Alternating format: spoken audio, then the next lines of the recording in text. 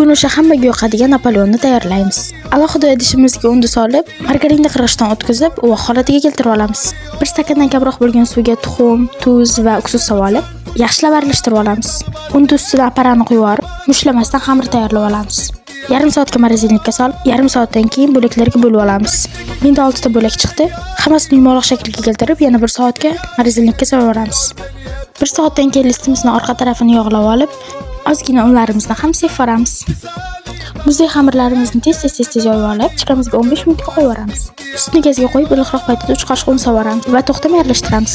Un to'kilgan joylarini top-toza qilib tozalab, quyuqroq massaga kelgan sutga xohishga ko'ra shakar solamiz.